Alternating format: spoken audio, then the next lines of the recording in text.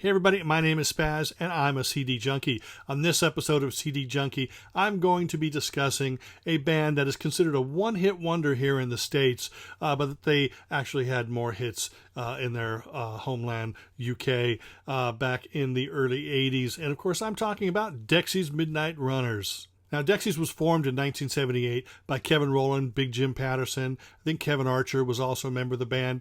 And they were totally influenced by soul music from the 60s. So when they put out their first album, it's heavily 60s soul influenced.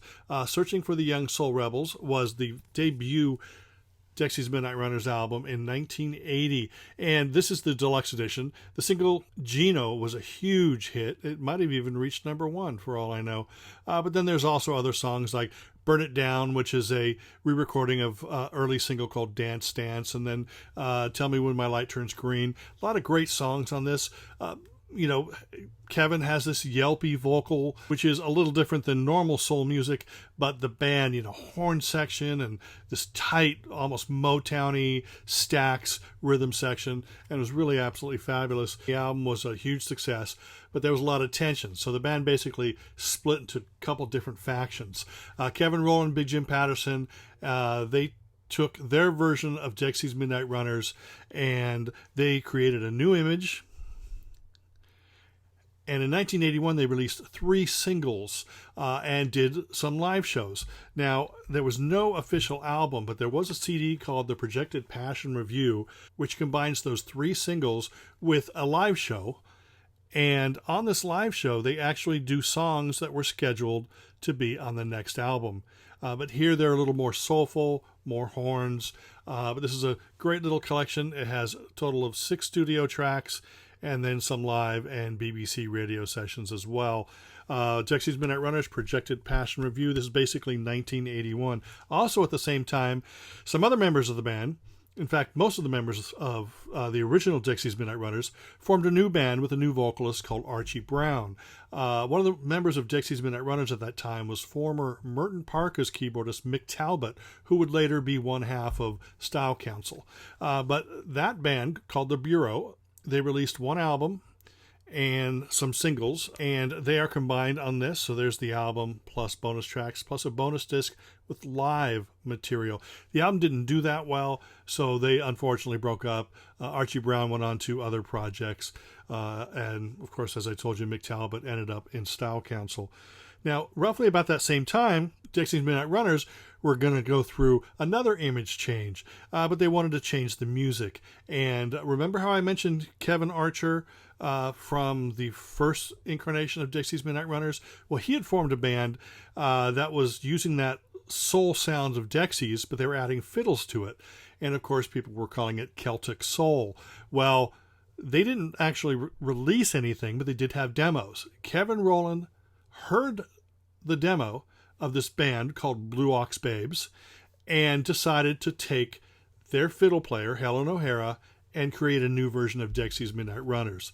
And of course, that's when 1982's Tu Raye came around. This is an absolutely fantastic album. Unfortunately, Kevin Rowland borrowed or stole the musical idea from a former bandmate, and he did admit it, 20, 30 years down the line. But this is still an absolutely fabulous album. This is where Come On Eileen is from, but also Let's Make This Precious, which is the absolute best DEXYS Midnight Runners song, in my opinion. Tu Raye, this is the deluxe edition, which has the album plus bonus B-sides and non-album tracks, and then a whole live show and BBC recordings and stuff, and another non-album B-side. This is absolutely amazing. If you are only familiar with Come On Eileen and you kind of like it, the rest of the album is much better. And if you don't like Come On Eileen, the rest of the album is much better. So Tu Raye came out in 1982. Absolutely amazing. And then DEXYS Midnight Runners started going through another phase. They lost almost all their band members, and it took them 3 years to come out with a follow-up album. And that album, Don't Stand Me Down, was kind of not worth the wait.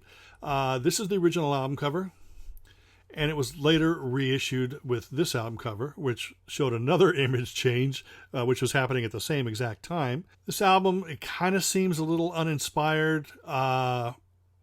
maybe a little pretentious, but there's still some great material on it. It didn't sound like the passionate, wonderful music that he had been creating before. Now, the album came out and it kind of bombed. It got horrible, horrible reviews. Like 20 years later, people started praising it, and I don't understand why. It is a very interesting album, but it's just lacking any type of great pop material. Even though Searching for the Young Soul Rebels is not a pop album, there's great hooks on the album. Churaye is just chock full of hooks and passion. And while interesting, Don't Stand Me Down was just kind of a woohoo. And that was the end of DEXYS Midnight Runners, at least for the meantime. 1988 comes around, and Kevin Rowland puts out an album called The Wanderer. This is an interesting album. It's more of a pop album, but it's completely out of step with what was going on in 1988. It's country and jazz, produced by Deodato, if you can believe that. I mean, that's like the weirdest matchup. Kevin Rowland from DEXYS Midnight Runners and Deodato, who's an acclaimed jazz artist. But this does have some fine songs on it, but it's kind of like trying to be a country album in a pop world. It's certainly better than Don't Stand Me Down. I love the fact that he was doing something different with this album. While I was disappointed with Don't Stand Me Down, I do find that I enjoy this album a lot more than that album. Now, remember when I told you about Kevin Archer, the guy who had formed Blue Ox Babes and had basically influenced the Kevin Rowland to do the Celtic soul sound? That band didn't release really any singles or anything until like 1988. I'm not even sure if an album actually ever came out, but there is a CD now that features what would have been the album along with those singles, and this sounds very similar to a mixture between Searching for the Young Soul Rebels and Churaye, except it's updated to 1988, completely out of step with what was going on in 1988. But it's still great. If you can find a copy of Blue Ox Babes, you should definitely check that out. So Kevin Rowland remained quiet for, a decade maybe. I think there were a couple aborted attempts to get DEXYS Midnight Runners back together again. But then Kevin Rowland signed a solo deal with Creation Records, and he decided to put out a covers album. But this was unlike any covers album you've ever heard. Kevin Rowland would deconstruct songs and put them back together. Sometimes they would sound like the original arrangements. Sometimes they were totally different, out of left field. And it's a really good album. Very interesting because it's Kevin Rowland. And Kevin Rowland has a very distinctive voice. He has a very distinctive musical vision. He doesn't always hit the nail on the head, but I love him just because he's trying to do something different. But I don't necessarily love the album cover. My Beauty, which features, I think I'll turn around and show you the back there.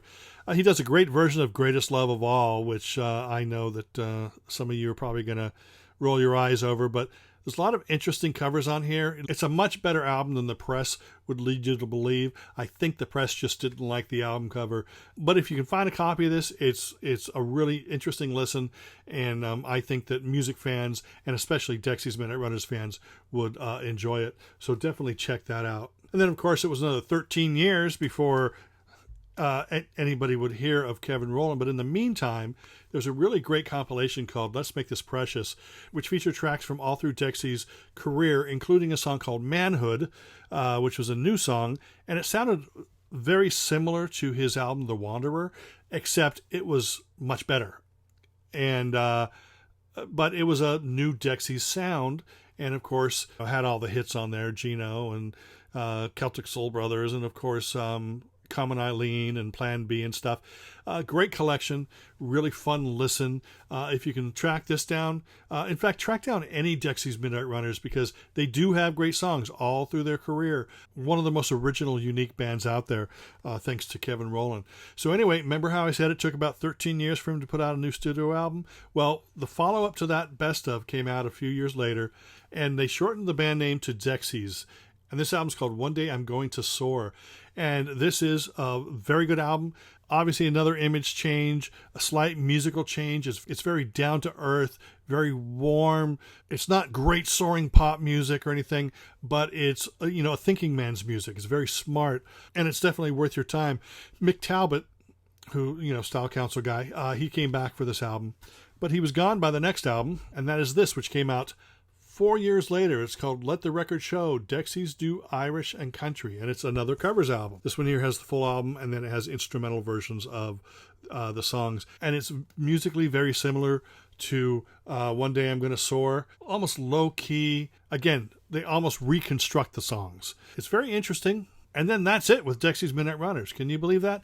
Even though you thought they only had one song, Come On Eileen, they actually have a catalog, and it's a very decent catalog. I know maybe I may not seem as positive about other titles. The only one that I'm just kind of sad about is Don't Stand Me Down from 1985. But you know what? There have been plenty of albums that I've gone back to many, many years later and fell in love with it. And I know that that's going to be one of those albums that's finally going to connect with me. So I'm definitely going to hang on to it.